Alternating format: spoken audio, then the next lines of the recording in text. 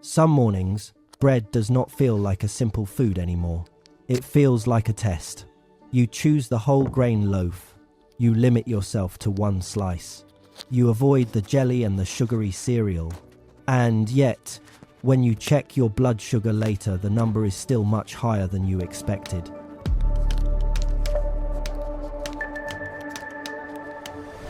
Then the confusion begins. One person tells you to stop eating bread completely. Another says whole wheat is fine.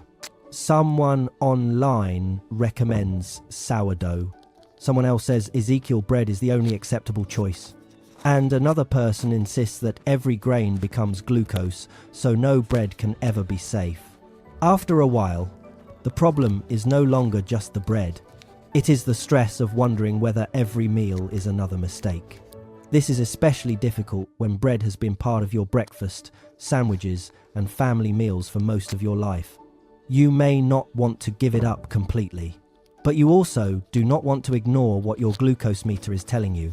So in this video, I am not going to tell you that everyone with diabetes must eat bread, and I am not going to promise that one special loaf will lower your blood sugar. Instead, we will look at 5 types of bread that may be better starting points than highly refined white bread. We will also examine oat, flaxseed, and quinoa bread, because those names sound healthy but do not always tell the whole story. And most importantly, we will answer the question many people are afraid to ask. What should you do when even the so-called healthy breads raise your blood sugar? The truth we need before the list. Before we rank anything, there is one fact we need to make clear. Bread contains carbohydrate. That carbohydrate can raise blood glucose. Fiber, protein, seeds, intact grains, and fermentation may change how quickly the bread is digested. They do not make the carbohydrate disappear. This means the purpose of choosing a better bread is not to find a slice that produces no response at all. The goal is to find an option that may produce a smaller or slower rise, provides useful nutrition, fits your portion needs, and works with the rest of your meal. The phrase "works for you" matters. 2 people can eat the same slice and get different results. One person may tolerate a slice of dense rye bread with eggs and vegetables. Another person may see a large rise from that same bread. The difference may involve insulin sensitivity, medication, physical activity, time of day, sleep, portion size, or what else was eaten during the meal. That does not mean one person failed, and it does not mean the other person found a magical bread. It means that population research can point us toward better options, but your individual response still completes the picture. So as we move through this list, remember 2 tests. The first test happens in the grocery store. What does the ingredient list and nutrition label actually say? The second test happens in real life. How does your body respond to the portion you eat? A bread needs to pass both tests. Let us begin with the most familiar option on the list. Number 5. 100% whole grain bread. Whole grain bread deserves a place on this list because it is widely available, familiar, and usually a better starting point than white bread made mainly from refined flour. When a grain remains whole, it keeps the bran, germ, and inner portion of the grain. That usually means more fiber and nutrients remain in the final product. Fiber can slow digestion and may help the meal feel more satisfying. But there is a reason whole grain bread is number 5 rather than number 1. The words on the package can be misleading. Wheat bread does not necessarily mean whole wheat bread. Multigrain only means that more than one type of grain was used. It does not tell you whether those grains are whole. A loaf can be brown, contain several grains, and still be made mainly from refined flour. Even a product labeled whole grain may contain grain that has been ground into a very fine flour. The grain began whole, but its physical structure has been greatly reduced. That matters because finely ground starch is generally easier for the digestive system to break down than large, intact kernels. This is why whole grain does not automatically mean low glycemic. When you shop for this type of bread, look at the first ingredient. Ideally, it should say something specific such as whole wheat, whole rye, or another clearly named whole grain. If enriched wheat flour appears first, the loaf may contain more refined flour than the front of the package suggests. Then check the slice itself. Is it a small, reasonably dense slice? Or is it an oversized piece that contains much more carbohydrate than an ordinary sandwich slice? Around 3 grams of fiber per slice can be a useful comparison point for common breads, but it is not a universal medical requirement. Total carbohydrate and serving weight still matter. A practical meal might include 1 slice with an egg, tuna, chicken, or unsweetened nut butter, along with non-starchy vegetables. The goal is not to eat the bread alone and expect the fiber to control the entire response. One more warning is necessary. Do not assume that adding several healthy carbohydrate foods makes the meal safer. 2 slices of whole grain bread with a banana, juice, and sweetened yogurt can still create a large combined carbohydrate load. Every item may sound healthy by itself. The total meal may tell a different story. Whole grain bread can be useful, but the ingredient list, the size of the slice, and the rest of the meal decide how useful it really is.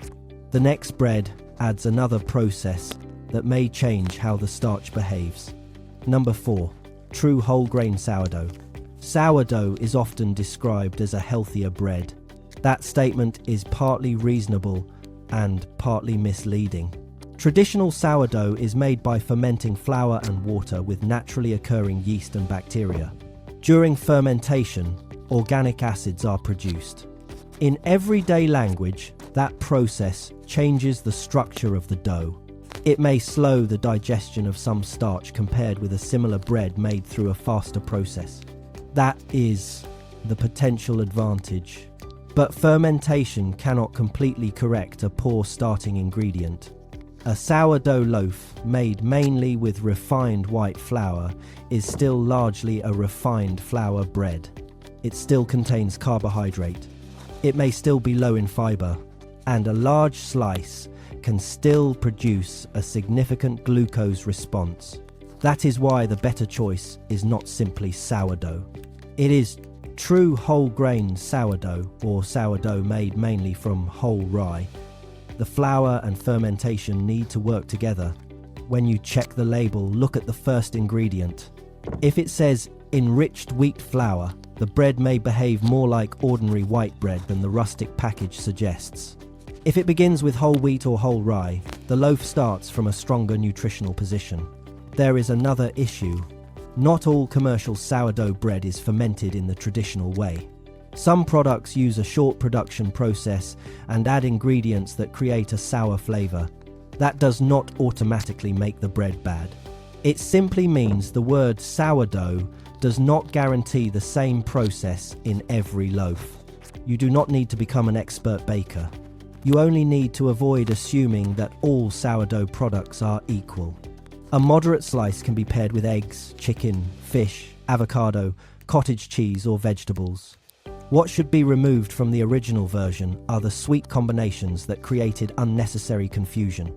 Sourdough with honey, jam, juice, or several other carbohydrate foods is not automatically blood sugar friendly because the bread was fermented. Fermentation may help. It does not cancel the rest of the meal. Whole grain sourdough earns a place on this list because it combines a better flour base with a process that may support a slower glucose response.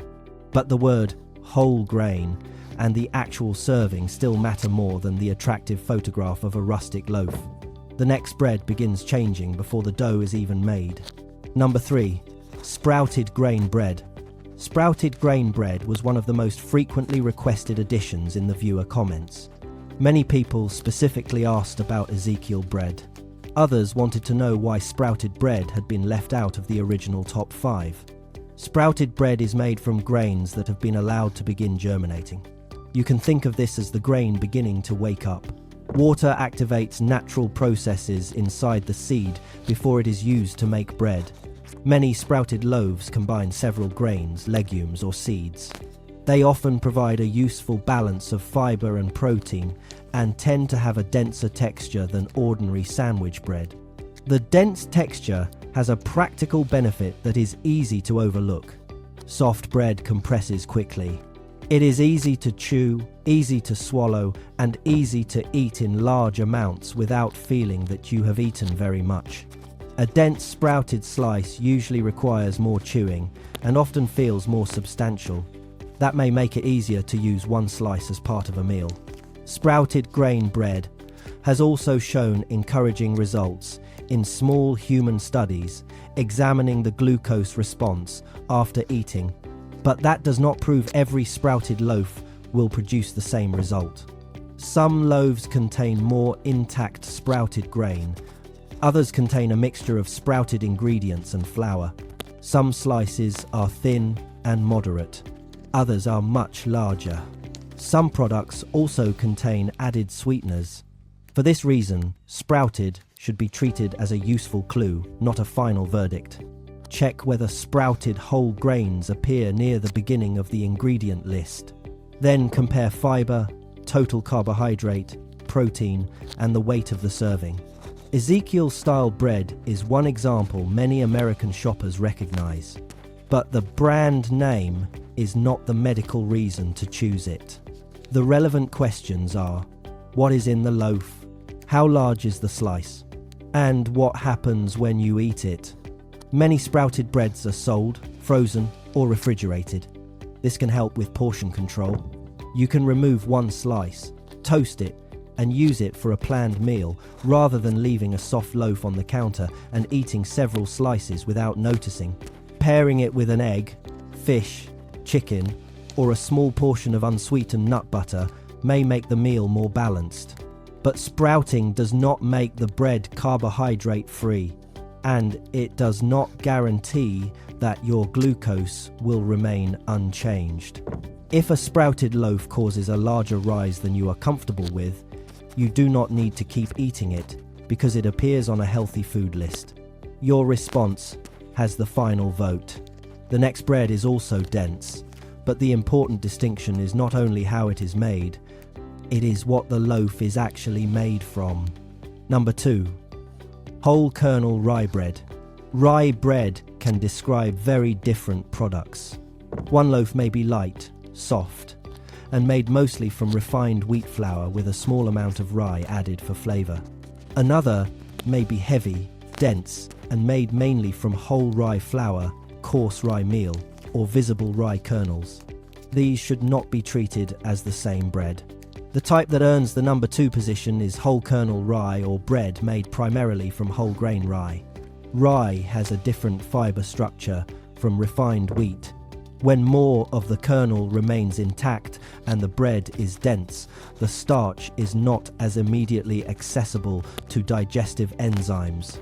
Put simply, the body may have to work longer to break it down. This may support a slower after-meal glucose response than soft white bread. Research on rye has also found potentially favorable effects on the insulin response after eating. However, glucose results are not identical in every study. That limitation needs to remain in the script. Rye is a promising option. It is not a guaranteed solution. Look for specific ingredients such as whole rye, whole grain rye, coarse rye meal, or whole rye kernels. Be cautious with light rye. The word light may describe the color or flavor. It does not necessarily mean the bread is low in carbohydrate or made mainly from whole rye. Traditional European rye breads may come in large, dense pieces rather than ordinary sandwich slices. This creates another trap. A high-quality piece of bread can still contain more carbohydrate than expected simply because it is large and heavy. Starting with half a piece may be more practical than automatically eating the entire serving. Whole rye also contains gluten. It is not appropriate for someone with celiac disease or another confirmed medical reason to avoid gluten. Some people with sensitive digestion may also experience bloating or discomfort with dense rye products.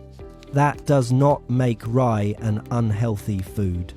It means the right food still has to fit the right person. One person may tolerate rye very well, another may not. Whole kernel rye ranks highly because it combines intact grain structure, meaningful fiber, density, and a body of human research that is stronger than the evidence behind many fashionable bread names. But the next bread takes the dense rye concept one step further. Number 1. Traditional whole grain pumpernickel. Several viewers asked about pumpernickel because it was missing from the original list. That was an important omission. Traditional pumpernickel is not simply a dark loaf.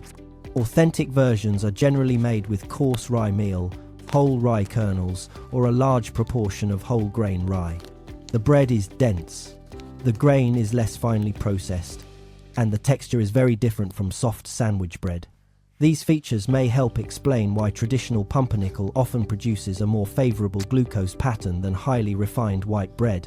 The starch is held within a dense structure. The rye provides useful fibre, and the bread usually requires more chewing. It may also encourage a smaller portion because one piece feels more substantial. But there is a major problem with the name. Not every loaf labelled pumpernickel is traditional pumpernickel. Some supermarket versions are made mainly from refined wheat flour. A small amount of rye, molasses, malt, or colouring is then added to create a dark colour and characteristic taste. That bread may look dense and wholesome from the outside. Its ingredient list may tell another story. So do not choose pumpernickel by colour. Turn the package around. Look for whole rye, coarse rye meal, or whole rye kernels near the beginning. If enriched wheat flour appears first, the loaf may not provide the same qualities as a true whole rye pumpernickel. Serving weight also matters. Traditional pumpernickel can be very heavy. A single piece may contain much more carbohydrate than a thin sandwich slice, even when the quality of the grain is better. Half a piece may be a more reasonable starting point. Pair it with egg, tuna, salmon, chicken, unsweetened nut butter, or vegetables. Do not treat the bread as the entire meal. Traditional whole grain pumpernickel takes the number 1 position because it brings together several of the qualities we are looking for. A dense structure, whole rye, less finely processed grain, useful fibre, and a generally more favourable pattern than refined white bread. But even the number 1 choice does not escape the most important rule. If it produces a large glucose rise for you, it is not the right choice for you in that portion. A ranking cannot overrule your body. What about oat bread? Oat bread was number 1 in the original video. That ranking was too broad. Oats contain beta-glucan, a type of soluble fibre that may slow digestion and support cholesterol management. That is a genuine reason oats receive attention. The problem is that the benefits of oats cannot automatically be transferred to every loaf called oat bread. Many commercial oat breads are made mainly from refined wheat flour.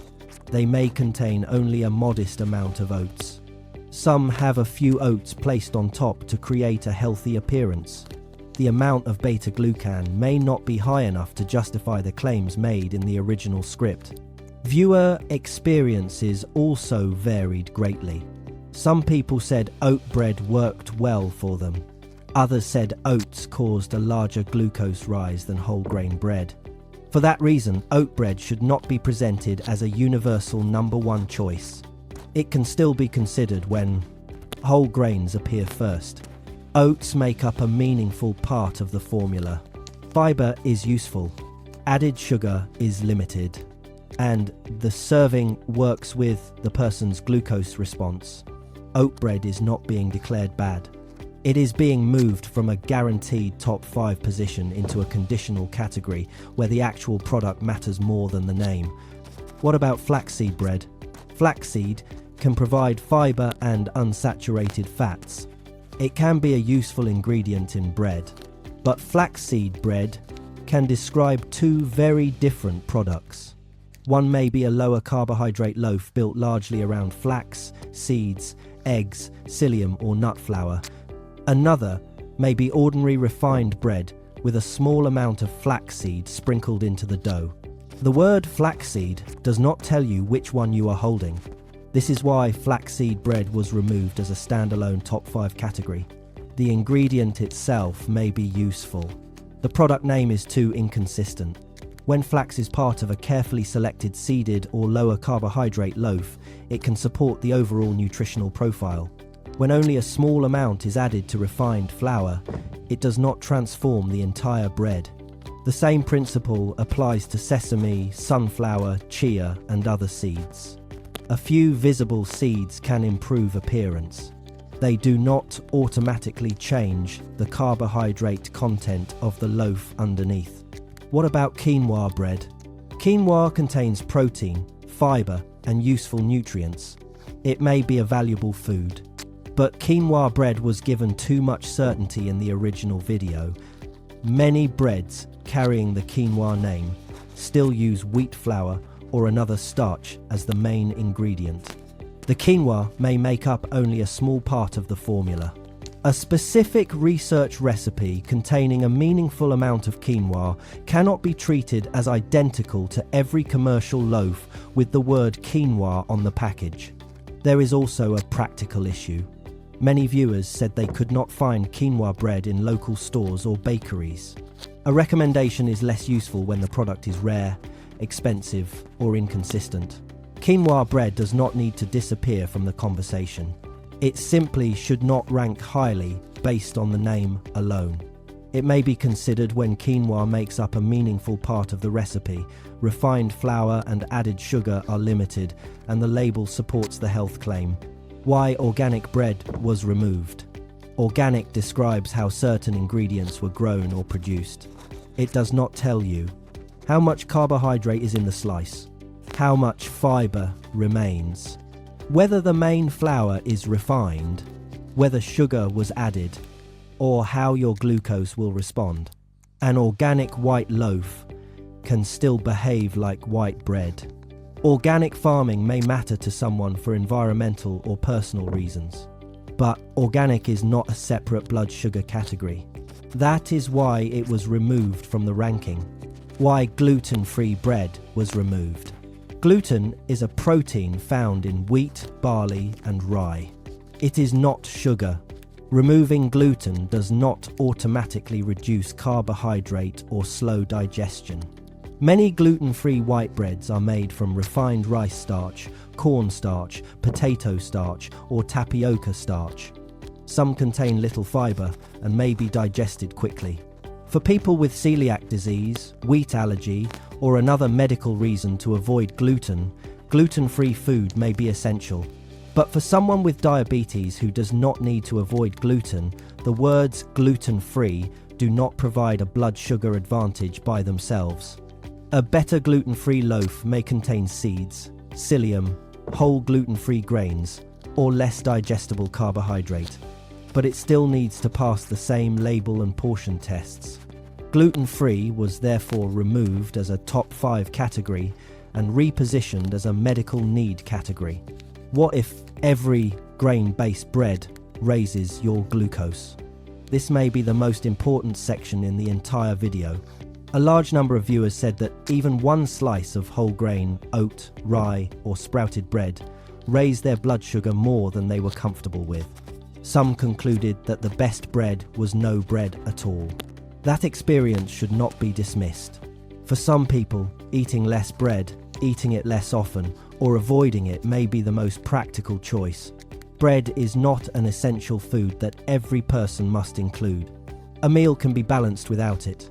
Other people may prefer a bread-like alternative made from almond flour, flaxseed, psyllium, seeds, eggs, or another lower carbohydrate combination. These products may contain less digestible carbohydrate than grain-based bread, but they also require careful evaluation. Some are very calorie-dense. Some are high in sodium. Some contain large amounts of cheese or fat. Some rely heavily on added fiber and can cause digestive discomfort. A label such as keto, almond, cloud, or grain-free is still not a guarantee. The same rules remain. Check the serving size. Check total carbohydrate.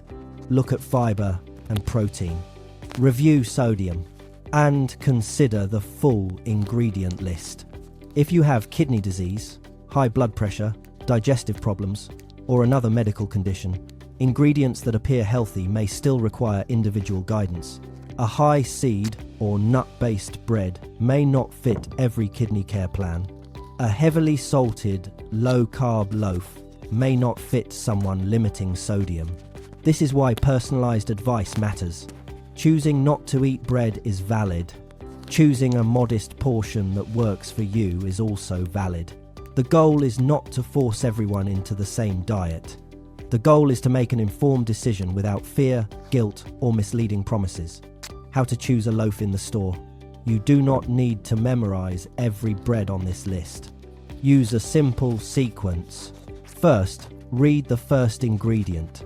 Look for a clearly named whole grain, whole rye, sprouted whole grain, or a genuine seed-based formula. Do not let the front of the package make the decision for you. Second, check total carbohydrate. Do not look only at the line for sugar. Most of the carbohydrate in bread comes from starch, and starch can become glucose. Some people use roughly 15 grams of total carbohydrate per slice as a comparison point. That is not a universal medical limit. It is simply a practical way to notice when one slice contains much more carbohydrate than another.